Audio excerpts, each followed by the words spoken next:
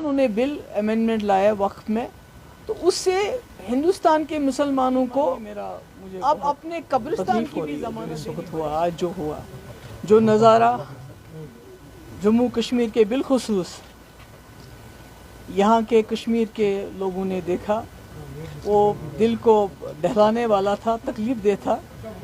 जैसा आप जानते हैं कि पूरे मुल्क के अंदर इस वक्त जो माइनॉरिटीज़ हैं, ख़ासकर मुसलमान जो हैं, वो बहुत मुसीबत में हैं, बहुत तकलीफ़ में हैं।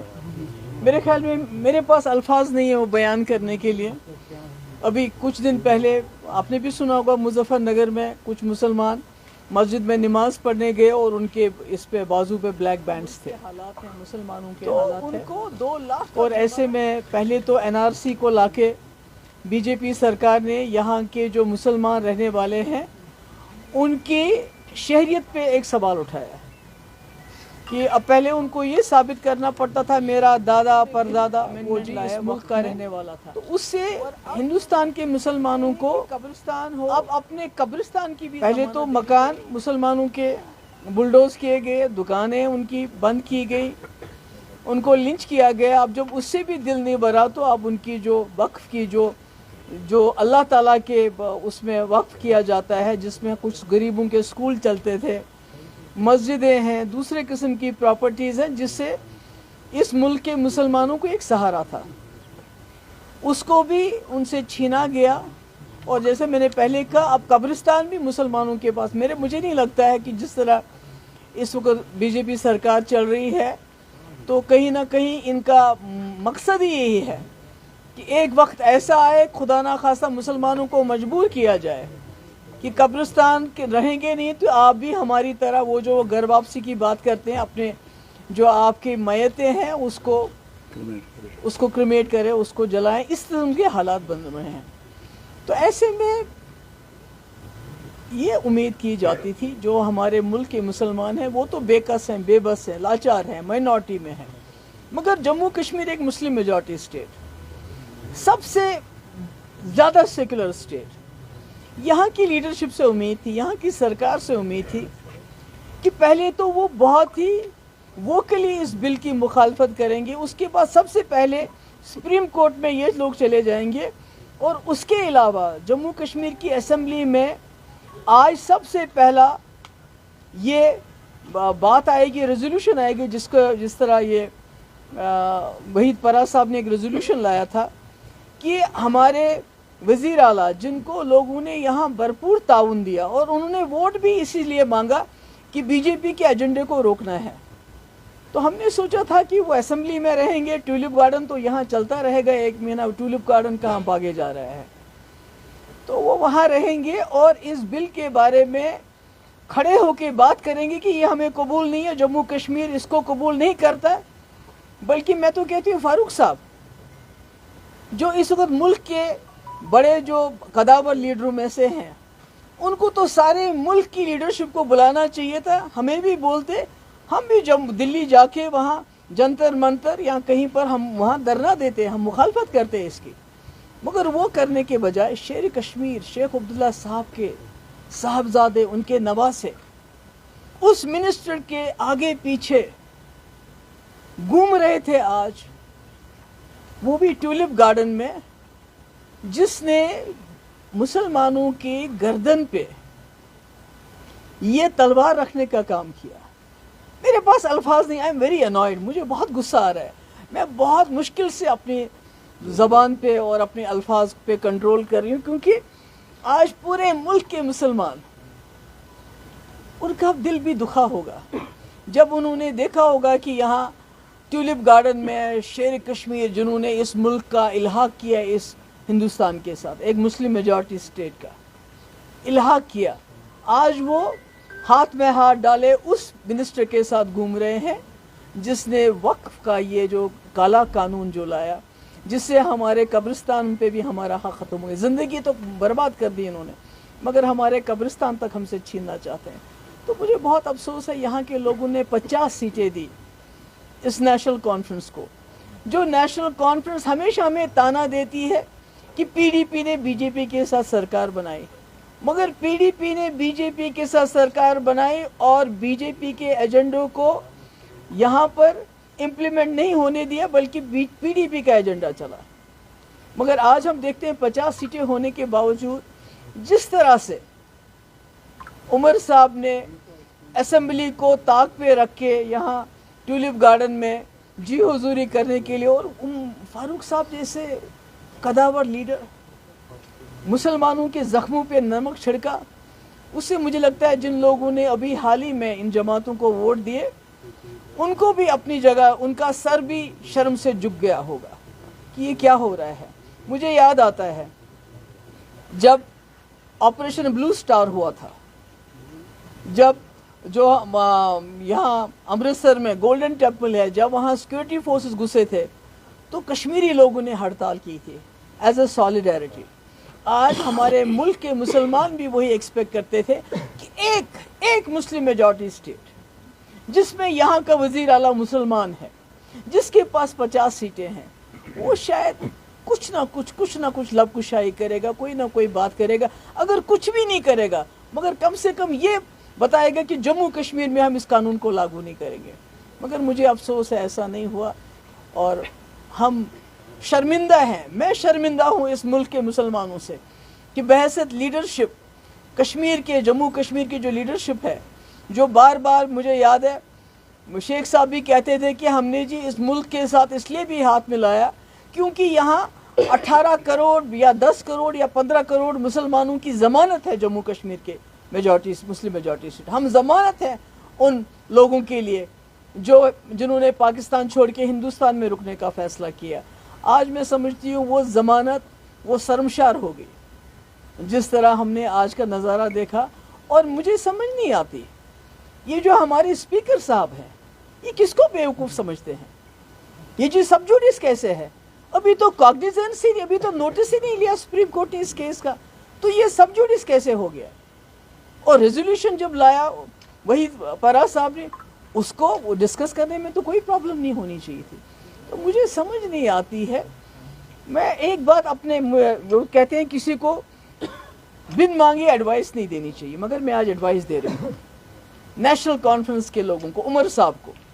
बीजेपी में बहुत सारी खामियां होंगी, उनमें एक खूबी है, वो ये है वो उस इंसान की इज्जत करते हैं जो अपनी इज्जत आप करता है, जो अपने लोगों के लिए खड़ा हो जाता है। बेशक वो पसंद नहीं करते मुसलमानों के लिए, पर जिस तरह आपने अपने लोगों के लिए खड़ा होने से इनकार करके बल्कि उनकी बेइज्जती की आज जो आपने किया, तो आप अगर ये सोचते हैं कि बीजेपी वाले आपको कबूल करेंगे, वो कबूल नहीं करेंगे। उनको मालूम है जो जमात, जो लीडर अपने लोगों का नहीं होगा तो वो उनका क्या होगा। मैंने अपने वक्त में मैं खड़ी रही, आपको याद है कुठवा का केस हुआ, मैंने मुकाबला किया। नौजवानों की एफआईआर की बात हुई, मैंने मुकाबला किया। सीज फायर की बात हुई, मैंने मुकाबला किया। डायलॉग के लिए हमने हुर्रियत के दरवाजे पे लीडरशिप भेजी, और शायद इसीलिए बीजेपी वालों ने कहीं ना कहीं डर भी था, खौफ भी था, सरकार भी गिराई, पर आज भी इज्जत करते हैं वो। मगर जिस तरह नेशनल कॉन्फ्रेंस की लीडरशिप ने आज हमें सारे बाजार बेइज्जत किया, मुझे लगता है कि ये मेरे ख्याल में आज हम सब लोगों के लिए, जम्मू कश्मीर के लोगों के लिए, हम मुसलमानों के लिए आज जो है ये मातम का दिन है। ये बीजेपी से तो एक्सपेक्टेशन हम करते हैं वो जो करेंगे वो उनका एजेंडा है, मगर एक मुस्लिम मेजॉरिटी स्टेट के वजीर आला का आज का बिहेवियर, उसके बाद फारूक साहब इतने कदावर लीडर, ये तो कहते हैं मैं वजीर आला हूँ, मुझे शायद जाना था, पर फारूक साहब को क्या ज़रूरत थी। और वजीर आला को तो खुद वहाँ रहने की, उनको तो असेंबली में होना चाहिए था। मुझे बहुत अफसोस है इस बात का।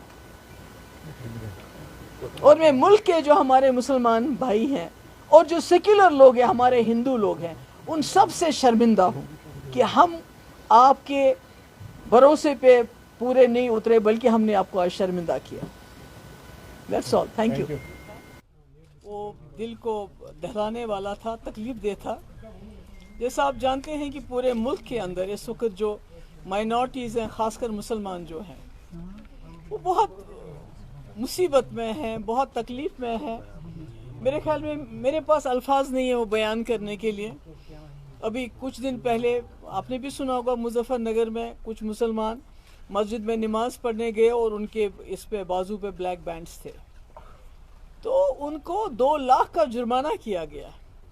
انہوں نے کوئی نعرہ نہیں لگایا. تو یہ ہمارے ملک کے حالات ہیں، مسلمانوں کے حالات ہیں.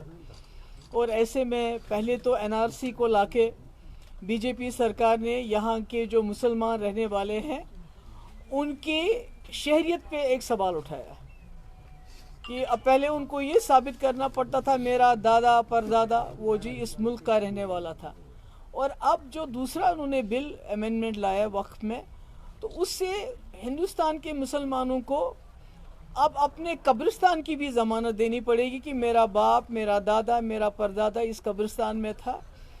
تو جو ہم دیکھ رہے ہیں کہ قبرستان ہو، پہلے تو مکان مسلمانوں کے بلڈوز کیے گئے، دکانیں ان کی بند کی گئی، ان کو لنچ کیا گیا. اب جب اس سے بھی دل نہیں بھرا تو اب ان کی جو وقف کی جو اللہ تعالیٰ کے اس میں وقف کیا جاتا ہے، جس میں کچھ غریبوں کے اسکول چلتے تھے، مسجدیں ہیں، دوسرے قسم کی پراپرٹیز ہیں جس سے اس ملک کے مسلمانوں کو ایک سہارا تھا، اس کو بھی ان سے چھینا گیا.